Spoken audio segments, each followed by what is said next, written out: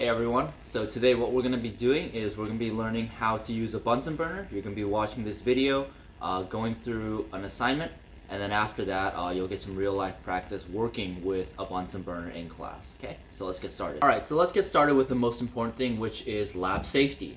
And so the first thing that you're going to see on your assignment is that you want to exercise some caution while working with a fire. You can see that I have the Bunsen burner on in front of me. And you just want to make sure that you aren't goofing around, that you aren't making any sudden movements, that you're careful with the people around you so this fire doesn't do anything that we don't want it to do. Now you are going to be working with a paper handout assignment, and so just make sure that your paper stays flat on your desk.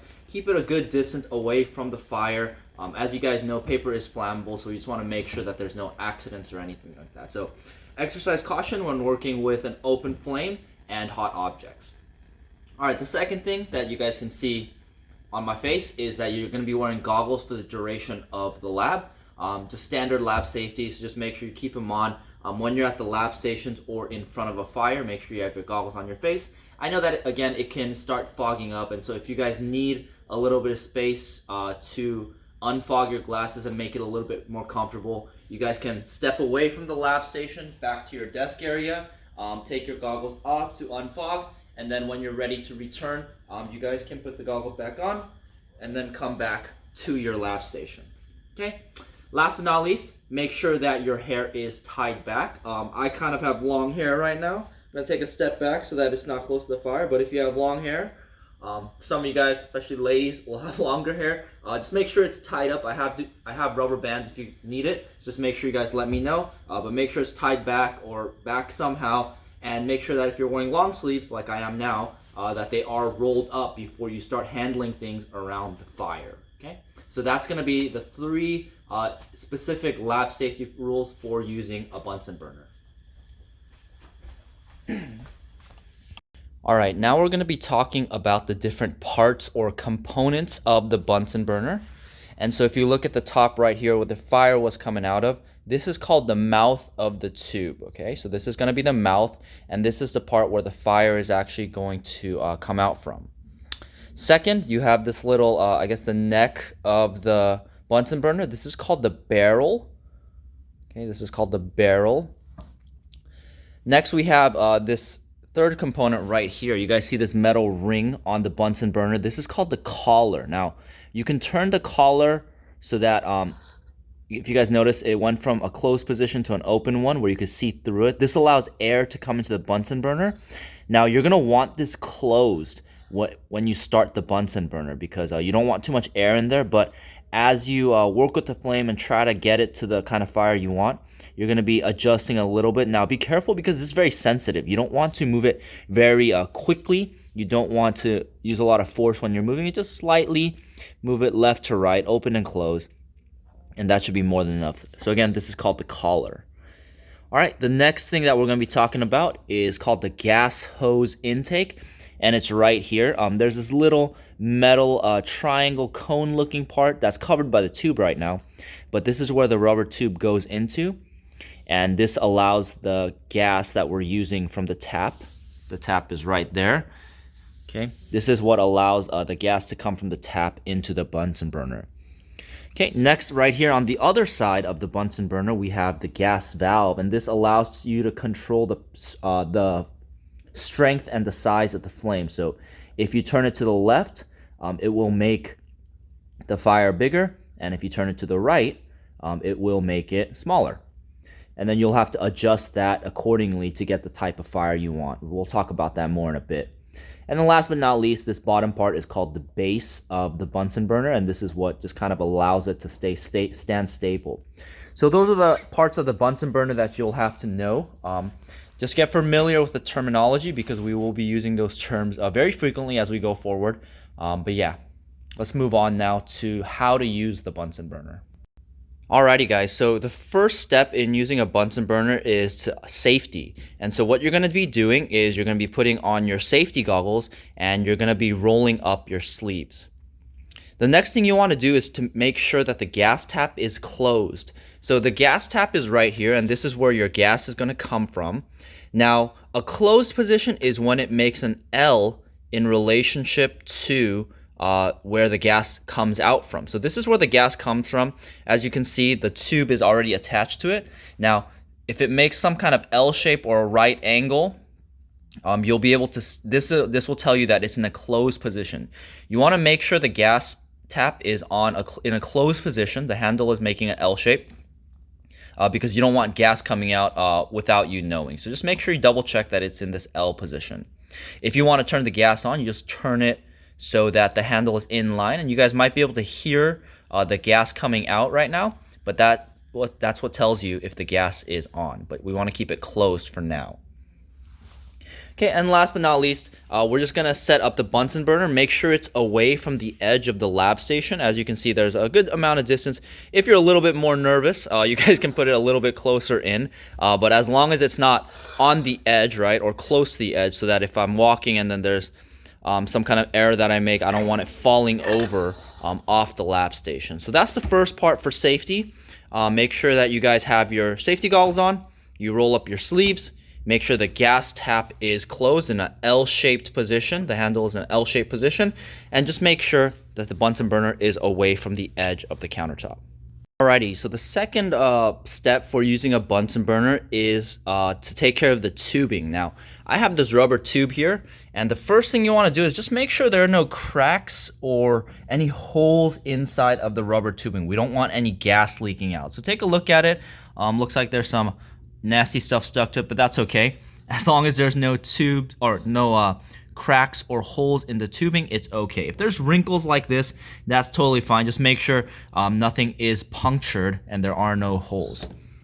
All right, the next thing you want to do is you want to connect the rubber tubing to the Bunsen burner. So here in this Bunsen burner, it's already done for you. The rubber tubing is over the intake right here. But here I have a Bunsen burner where the tubing is not connected yet. And so what I'm going to do is I'm going to show you guys how to put the rubber on, or the rubber tubing on top of it. So some of your hoses will look a little bit different. It might look like this. And so all you're going to do is you're just going to put it over the intake, and then you're just going to push it in, preferably not one-handed. My other hand is being used to record, but you're just going to put it in so that it's stuck like that. Give it a good push in there to make sure that it's secure. You don't want to force it all the way in. It doesn't need to cover the entire thing, but when there's a little bit of resistance, that should be good. So push in the hose. Again, you're going to be using two hands to do this until there's a little bit of resistance, and then you're good to go.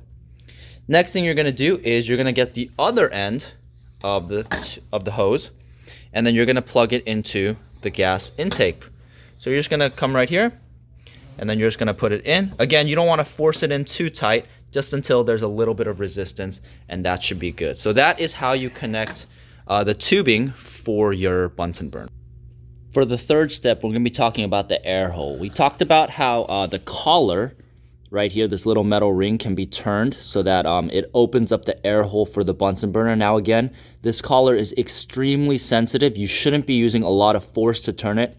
If you really want to be careful with it, which you all should, I recommend just holding the Bunsen burner like this, and then just moving the collar slowly with one finger. Now you don't want to move it fast anyway, because it will put your fire out and you'll have to restart the fire. So just moving it very slowly to make sure that the flame isn't going out is the best way to use the collar.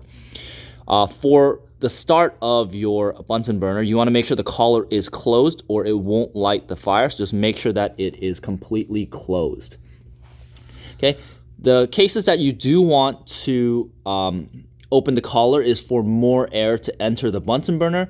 Now, the more air that enters the Bunsen burner, the hotter the flame. So the more air is going in, the hotter the flame will be. But again, we're just trying to light the Bunsen burner right now, so we want to make sure that the air hole is completely closed like that. So you shouldn't see any holes going through it. Alrighty guys, now we can move on to the next step for using a Bunsen burner, and this is the fun part. It's the part where we actually light the fire. Okay, so what we're going to be doing first is we're going to be looking at the gas valve right here. Now, we said that if it's in an L-shaped position, it's in a closed position. And so what we're going to be doing is we're going to turn it so that it is in line with the outlet, and you should hear the gas coming out of your Bunsen burner. So let's see if we can hear that. Okay, so it looks like gas is coming out of the Bunsen burner when we turn the handle in line with the outlet.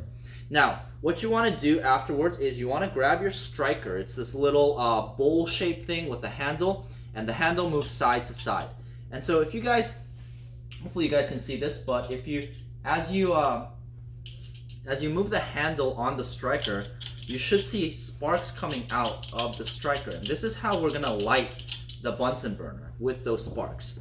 So what you're gonna do is you are going to turn the handle of the gas valve so that gas is coming out, and you should be able to hear it. Now what you're gonna do is you're gonna be using this striker to light the flame. Now what you wanna do is you don't wanna put it right above the Bunsen burner. Instead you wanna angle the striker a bit and turn it and start striking above the Bunsen burner until it lights up. So it might take a couple tries like it took for me, but eventually you will get the fire to light up. So you're just gonna be moving the striker until it lights the flame, okay? Now, you have your fire lit, and that's the reason I turned off the light so that you guys can see the flame a bit better. Now, what I want you guys to remember, just for your own safety, and this kind of applies just anywhere in life, just for safety around fire, fire always burns up.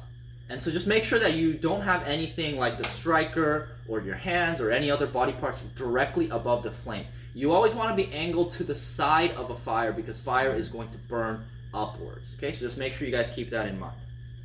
Okay, once you light the flame with the striker, what you're going to do is you're going to be adjusting the collar. Remember that little ring on the barrel of the Bunsen burner in order to adjust the flame. So you guys should be able to see and hear the difference. So what I'm going to do is I'm going to carefully move my collar. Okay, and so you guys can hear the difference in the flame. Again, opening the collar allows more air into the Bunsen burner, so it creates a hotter flame. And hopefully you guys can see that blue jet that was formed. Let's see that again. So this is what the fire looks like when the airway is closed, the collar is closed. But when I turn the collar to open the airway, it creates a more intense flame. And that's the point of today's activity. And when we do our labs with Bunsen burners, this is the kind of flame that we want, because the tip of that blue jet is the hottest part of the fire, and that's what we want to use for our experiments. Alrighty guys, so let's take a close-up look at what just happened. So here you guys can see the fire on top of the Bunsen burner, and we're gonna be trying to create that jet, that hot blue jet of flame above the Bunsen burner, because that's gonna be the point of the activity today, to create that blue jet. And for the lab that we're gonna be doing using the Bunsen burners, we wanna create that blue jet of flame. So what you're gonna do is you're gonna grab the collar, you're gonna get the Bunsen burner, and you're gonna move the collar. Again, you wanna be very careful with this because it is sensitive. And we're gonna turn, if you notice the collar right now, you're gonna see that the collar is closed, right? There's no hole going through it. So what you're gonna do is you're gonna turn the collar very carefully, again, with one finger, and then you should hear the Bunsen burner, the sound gets more intense, right? Again, I'm gonna close it, and then I'm gonna open it, and you're gonna hear the sound change. Now let's see what happens to the fire as I turn the collar, okay? So now it's kind of like a big wispy fire, but as I turn the collar, you're gonna see that this blue jet forms. So let's try that one more time. I'm gonna turn the collar, and you're gonna see that this blue jet of flame forms above the Bunsen burner. And the tip of that blue jet is the hottest part of the fire, and that's what you want to create in this activity. That's how you're going to be using the Bunsen burner. So if we just kind of go from a zoomed out angle, we start with the collar closed. You're going to open the collar a bit, and you should create that blue hot jet. And you'll see that even from far away, even though you can't see the rest of the fire, you should see that blue jet. And again, that tip of the blue jet is the hottest part of the fire, and that's what you want to create in the activity that you're going to do later on in class.